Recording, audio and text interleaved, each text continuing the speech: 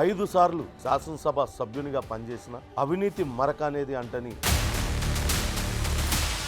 ముఖ్యమంత్రి గారిని కలిశారు మీరు. సీతారామ ప్రాజెక్టు నీళ్లు ఇల్లెందుకు రావాలి, బీఆర్ఎస్ ప్రభుత్వం వచ్చిన తర్వాత రీడిజైన్ పేరుతోటి రూట్ మార్చారు. ఈ 10 ఏళ్లలో మీరు ఎన్నిసార్లు కేసీఆర్ని కలిశారండి? టీవీలో చుట్టం తప్ప ఆయన దగ్గరికి పోదాం అంటే కూడా అవకాశం దొరకలేదు. కేసీఆర్కి రేవంత్ రెడ్డికి మధ్య తేడా ఏమన్నా గమనించారా? జనంలోకి పోతాడు, జనంలో ఉన్నాడు. మా కాన్స్టిట్యున్సీని 3 భాగాలు చేయటం, రాజకీయాలలో డబ్బు ప్రభావం తగ్గించాలంటే డబ్బులు తీసుకొని ఓట్లేస్తే గ్రామ వార్డు సభ్యుడిగా గెలవాలంటే కూడా లక్షల రూపాయలు ఖర్చు పెడుతున్న పరిస్థితి. కౌన్సిలర్ కాగానే పెద్ద పెద్ద వాహనాల్లో తిరుగుతున్నారు. కానీ 5 సార్లు ఒక శాసనసభ సభ్యునిగా పనిచేసిన ఇప్పటికీ కూడా ఆర్టీసీ బస్సుల్లోనే తిరుగుతూ అతి సామాన్య జీవితం గడుపుతున్నారు. అవినీతి మరక అనేది అంటని ఆ మాజీ ఎమ్మెల్యే ప్రస్తుతం మనతో లైవ్లో అందుబాటులో ఉన్నారు. ఆయన మరెవరో కాదు, సిపిఐఎంఎల్ మాస్లైన్ మాజీ ఎమ్మెల్యే గుమ్మడి నరసయ్య గారు. ఆయన ఇటీవల ముఖ్యమంత్రిని నిన్న కలిశారు. ఏం మాట్లాడారు, ఎట్లాంటి హామీ లభించింది ఆయనకి అనేది ఆయన్ని అడిగి తెలుసుకుందాం. నమస్కారం నరసయ్య గారు. నమస్తే. నమస్తే సార్, నిన్న ముఖ్యమంత్రి గారిని కలిశారు మీరు అసెంబ్లీలో. ఆయనతో ఏం మాట్లాడారు, ఆయన నుంచి మీకు ఎలాంటి హామీ లభించింది? సీతారామ ప్రాజెక్టు నీళ్లు మొట్టమొదట ఫస్ట్ ఇల్లెందుకు రావాలి, ఓకే, ఇల్లెందుకు వచ్చినట్టయితే ఇల్లెందు నుంచి ఉమ్మడి ఖమ్మం జిల్లాకు మొత్తం కూడా ఖర్చు లేకుండా వాగుల ద్వారాగా చెర్ల ద్వారాగా ఆయకట్టు పెరగటానికి అవకాశం ఉంది. ఓకే, కానీ దాన్ని రీడిజైన్ పేరుతోటి ఈ ఇల్లెందుకు రాకుండా ఆ సత్తుపల్లి ఎసరాపేటకెళ్ళి తీసుకుపోతున్నారు. అసలు వాస్తవంగా రాజశేఖర్ రెడ్డి శంకుస్థాపన చేసి దానికి సంబంధించినటువంటి ఆ నీళ్లు ఎక్కడికి రావాలి, ఎక్కడి నుంచి ఎటుపోవాలి అనేటువంటి ప్లాన్లో ఇల్లెందు మొట్టమొదటిది. ఓకే. అయితే ఇప్పుడు బీఆర్ఎస్ ప్రభుత్వం వచ్చిన తర్వాత దాన్ని రీడిజైన్ పేరుతోటి రూట్ మార్చారు. ఇల్లెందుకు నీళ్లు వచ్చే అవకాశం లేదు. అందుకనే రేవంత్ రెడ్డి గారు ముఖ్యమంత్రి అయిన దగ్గర నుంచి ప్రయత్నం చేస్తున్నాం ఆయనకు ఈ విషయం మీద రిప్రజెంట్ చేయాలని. నిన్న ఇదే విషయం మీద రిప్రజెంట్ చేశాము. అట్లే ఇక్కడ ఉన్నటువంటి మన రాష్ట్రంలో ఉన్నటువంటి పోడు భూములకు పట్టాల విషయంలో కూడా ప్రస్తావించాం. ఇప్పుడు ఈ ఇల్లెందు నియోజకవర్గంలో ఉన్నటువంటి టేకులపల్లి మండలంలో ఉన్న బోడు పరిధిలో ఉన్నటువంటి గ్రామాలని కొత్త మండలంగా, ఈ ఇల్లెందు మండలంలో ఉన్నటువంటి కొమరారం ప్రాంతాన్ని కొత్త మండలంగా ఏర్పాటు చేయాలని, ఇల్లెందు నియోజకవర్గాన్ని రెవెన్యూ డివిజన్గా ఏర్పాటు చేయాలని చెప్పి కోరటం జరిగింది. ఆయన సీతారామ ప్రాజెక్టుకు సంబంధించినటువంటి విషయంలో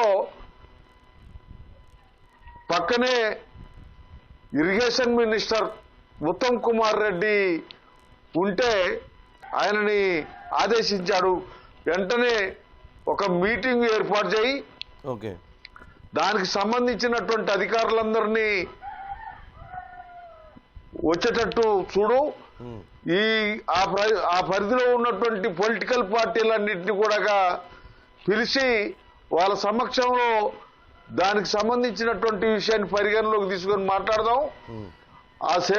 ఆ ప్రాజెక్టు నీళ్లు గుమ్మడి నరసయ్య గారి దగ్గరికి ఎట్లా రావాలో చూద్దాం అని ఆదేశించడం జరిగింది. డిజైన్ మార్పు చేసే విధంగా ఏమన్నా అవకాశం ఉందా పరిశీలించమన్నారు. పరిశీలించాలని అన్నారు. నిన్న ఉత్తమ్ కుమార్ రెడ్డి గారు, ముఖ్యమంత్రి గారు, అట్లనే పంచాయతీరాజ్ మినిస్టర్ సీతక్క, ఇల్లెందు నియోజకవర్గ ఎమ్మెల్యే కోరం కనకయ్య, వైరా ఎమ్మెల్యే రామదాస్ నాయక్, మైబాదు ఎమ్మెల్యే రామచంద్ర నాయక్, వీళ్ళందరూ కూడా నిన్న ఆ సీఎం ఛాంబర్ లో కలవటం జరిగింది. అందరూ మాకు సపోర్టుగా మద్దతుగా స్పందించడం జరిగింది. ముఖ్యమంత్రి గారు ఇరిగేషన్ మినిస్టర్ కి సమావేశం ఏర్పాటు చేయి దీని సంగతి ఎందుకు చూద్దాం అని చెప్పి మాట్లాడటం జరిగింది. నరసయ్య గారు, ఇందాక మీరు మాట అన్నారు, రాజశేఖర రెడ్డి హయాంలో సీతారామ ప్రాజెక్టు మొదలు పెట్టారు, ఇల్లెందు నియోజకవర్గం మీదుగా వెళ్ళేలా ప్లాన్ చేశారని. తర్వాత బీఆర్ఎస్ ప్రభుత్వం డిజైన్లు మార్చింది అంటున్నారు. డిజైన్లు మార్చడానికి వెనకాల కారణం ఏమై ఉంటుంది? అవును, ఆ డిజైన్లు మార్చడానికి కారణం ఏంటనేది మాకు అర్థం కాలేదు. కానీ ఇప్పుడు మరి ఆ రీడిజైన్ సంగతి ఏందో అసలు. ఇప్పుడు ఆ కాలువలతో కొట్టుపోతారు, భూమి కొనడానికి డబ్బులు కావాలి, కాలువ తవ్వడానికి డబ్బులు కావాలి, ఈ ఖర్చు పెట్టుకొని ఆ అశ్వరాపేట సత్తుపల్లి ప్రాంతానికి తీసుకుపోయి సాగర్ కాలువతో ఉన్నటువంటి ఆయకట్టుని ఇది చేస్తారు. మంచిది, అందరికీ మేలు జరగాలి, అందరికీ ఉపయోగపడాలి, అందరికీ అందుబాటులోకి రావాలి ఆ గోదావరి నీళ్లు. ఆ గోదావరి నీళ్ళని మా తలాపు నుంచి పోతున్నటువంటి గోదావరి నీళ్ళని మా ఇల్లెందుకి మా ఏజెన్సీ ప్రాంతానికి అందకుండా పోతున్నటువంటిది మాకు బాధగా ఉంది. అందుకనే ఇవాళ నిన్న ముఖ్యమంత్రి గారికి ఈ విషయాలని చెప్పామండి.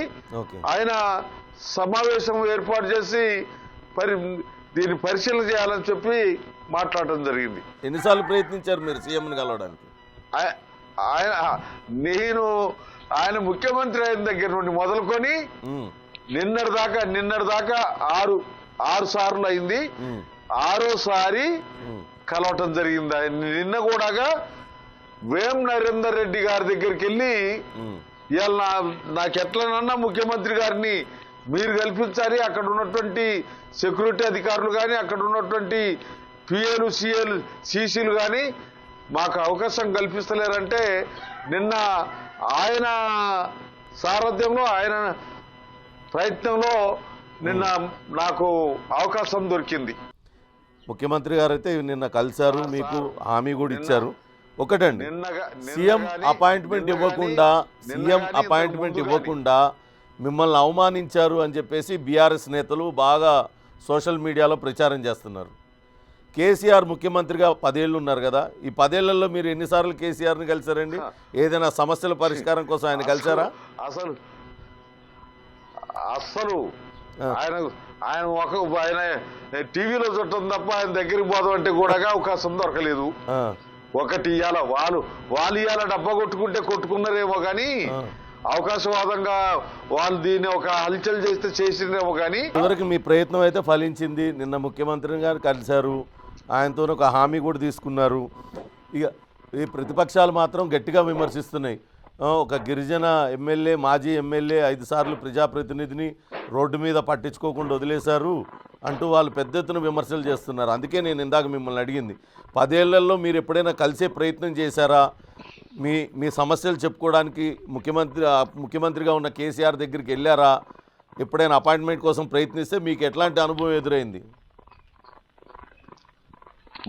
మా సమస్యలు ఎప్పుడు ఉండేటి, వాటి గురించి గవర్నమెంట్కి మేము లెటర్లు కూడా పెట్టాము, పోస్టులు పంపించడం తప్ప వాళ్ళని కలవటానికి ఎటువంటి అవకాశం దొరకలేదు. వాళ్ళు ఇక్కడ ఉన్నటువంటి ప్రజల్ని ఓట్లేసే యంత్రాలు తప్ప వాళ్ళ గురించి ఆలోచించాల్సినటువంటి అవసరం లేదనే పత్రంలో వ్యవహరించిండు కేసీఆర్. అందుకనే ఇవాళ ఆయనని పక్కకు పెట్టి రాష్ట్ర ప్రజలందరూ ఈ రేవంత్ రెడ్డి గారిని అధికారంలోకి తీసుకొచ్చారు, రేవంత్ రెడ్డి గారిని ముఖ్యమంత్రిని చేశారు. అందుకని ముఖ్యమంత్రి గారు అయిన దగ్గర నుండి నేను ఆయన్ని కలవడానికి ప్రయత్నం చేస్తూ ఉన్నా. ఏదైతే మొత్తానికి 6వసారి నాకు అవకాశం దొరికింది, అది వేం నరేందర్ రెడ్డి గారి సాయంతో. ముఖ్యమంత్రిగా కేసీఆర్కి రేవంత్ రెడ్డికి మధ్య తేడా ఏమన్నా గమనించారా? తేడా ఉందిలేండి. తేడా ఆయన ఆ, ఇప్పుడు ఆయన మంత్రులకు కానీ ఆయన పార్టీలో ఉన్నటువంటి ఎమ్మెల్యేలు కానీ ఆయనని నమ్మి కాంగ్రెస్ పార్టీ నుంచి బీఆర్ఎస్లోకి పోయినటువంటి వాళ్ళని నాయకుల్ని కానీ ఎవరిని కూడా దగ్గర రాకుండా అన్ని నేనే అనే పద్ధతిలో కేసీఆర్ వ్యవహరించాడు. ఏదైతే రేవంత్ రెడ్డి గారు జనంలోకి పోతాడు, జనంలో ఉన్నాడు, ఆ పద్ధతుల్లో నాకు కూడా అవకాశం దొరుకుతుంది అనేటువంటి పత్రం నేను ఏదైతే మొత్తానికి దొరికిండు. రాష్ట్ర ఆర్థిక పరిస్థితి మీకు తెలుసు, అవకాశం దొరికింది. రాష్ట్ర ఆర్థిక పరిస్థితి మీకు తెలుసు. గత ప్రభుత్వం రాష్ట్రాన్ని అప్పుల కుప్పగా మార్చేసిందని చెప్తూ ఉన్నారు. దానికి సంబంధించి శ్వేతపత్రం కూడా విడుదల చేశారు. అటువంటి సమయంలో పథకాల అమలు విషయంలో నిక్కచ్చిగా వ్యవహరిస్తూ ఒక్కొక్కటిగా పథకాలు కూడా అమలు చేస్తున్నారు. దీనిపైన మీరేమంటారు? విషయం ఒకటి ఉండాలి. ఇంతకుముందు కేసీఆర్ 100 ఎకరాలు ఉన్నోడికి కూడా రైతు బంధు ఇచ్చిండు. ఓకే. రుణమాఫీ అనేటువంటి దానికి వస్తే ₹1,00,000 మాఫీ అంటూ ₹1,00,000 మాఫీ అంటూ దాన్ని సంవత్సరానికో 25,000 అనేటువంటి పత్రాలు పెట్టి వడ్డీకి కూడా సరిపోయినటువంటి పరిస్థితి. ఈ రైతు భరోసాకు సంబంధించినటువంటి విషయంలో 10 ఎకరాలకా 5 ఎకరాలకా అనేటువంటి డిస్కషన్ జరిగింది.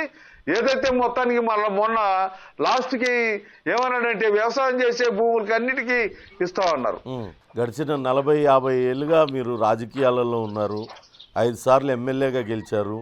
ఇంతవరకు మీ మీద ఒక్కటి కూడా అవినీతి ఆరోపణ కానీ అవినీతి మరక అనేది లేదు.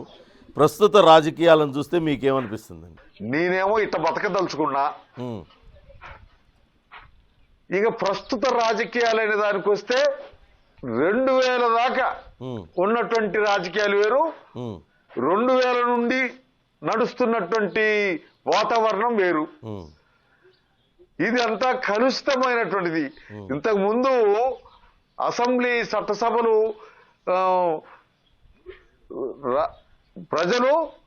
ప్రజా సమస్యలు ఈ రాష్ట్రం దేశం వాటికి కావాల్సినటువంటి విషయాల మీదనే చర్చ జరిగేది. ఇవాళ ఇక్కడ జరిగేది ఏంటంటే నువ్వెంత దోసుకున్నావు, నేనెంత దోసుకున్నా,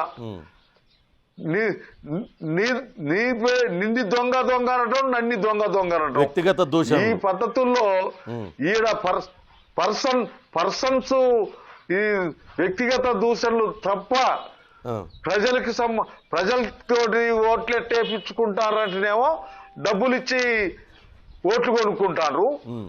ఈ ఆర్థిక ఇబ్బందుల్లో ఉన్నటువంటి అవకాశవాదంలో కొట్టుమిట్టాడుతున్నటువంటి ప్రజలేమో ఆర్థికంగా ఇబ్బందులు వెనకబడి ఉన్నటువంటి ఈ ప్రజలు ఎవరు డబ్బులు ఇస్తే వానికి వేద్దాం అన్నట్టుగా, ఎవడు ఎక్కువ ఇస్తే వానికి వేద్దాం అన్నట్టుగా ప్రజలు తయారయ్యారు.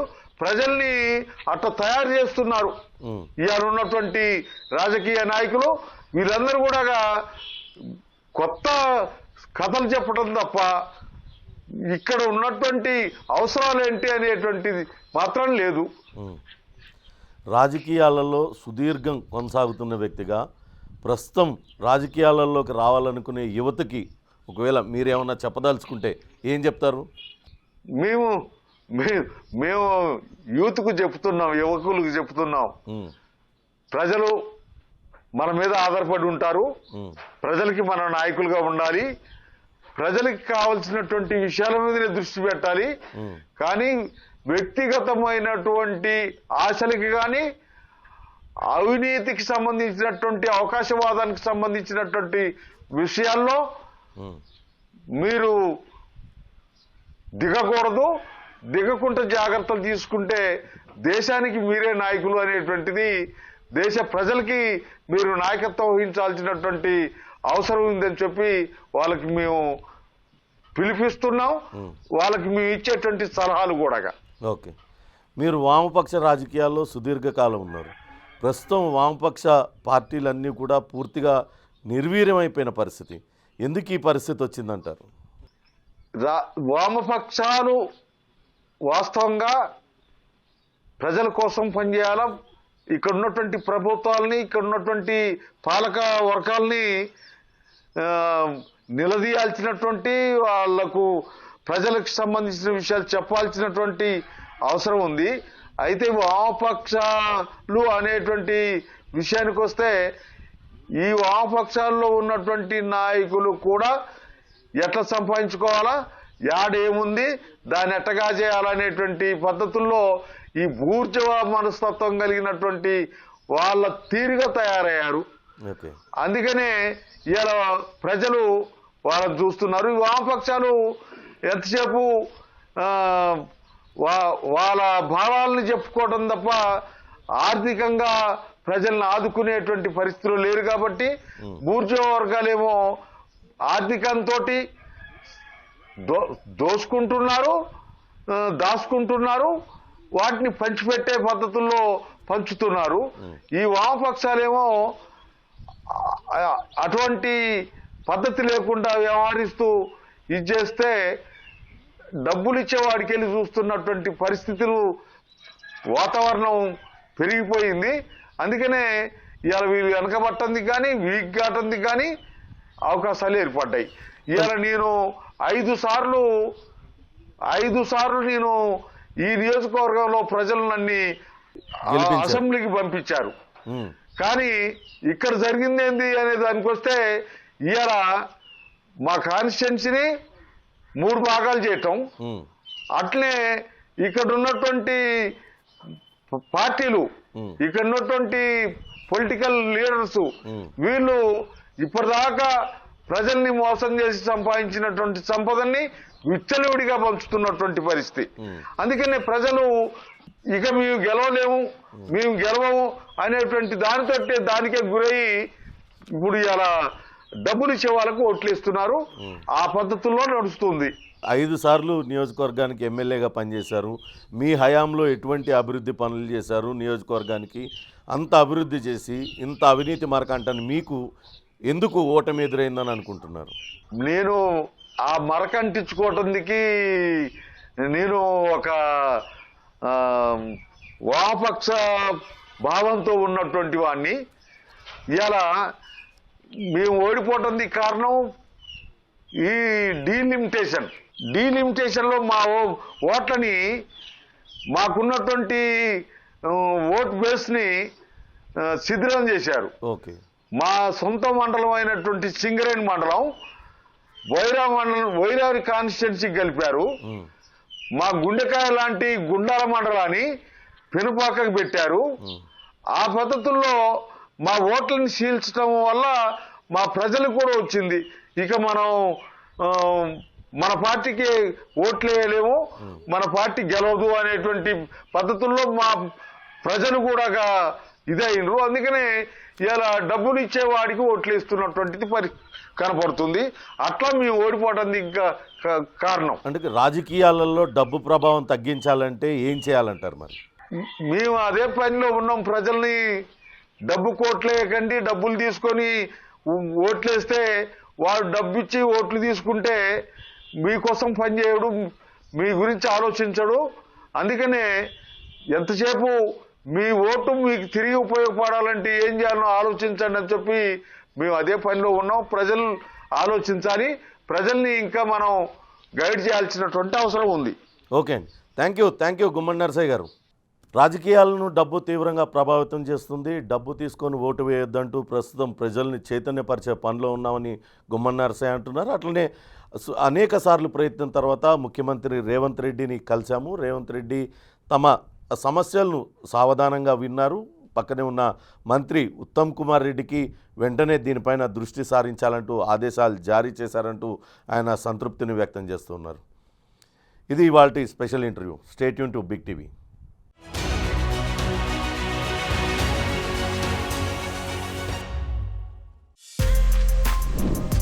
For more videos like this, subscribe Big TV channel.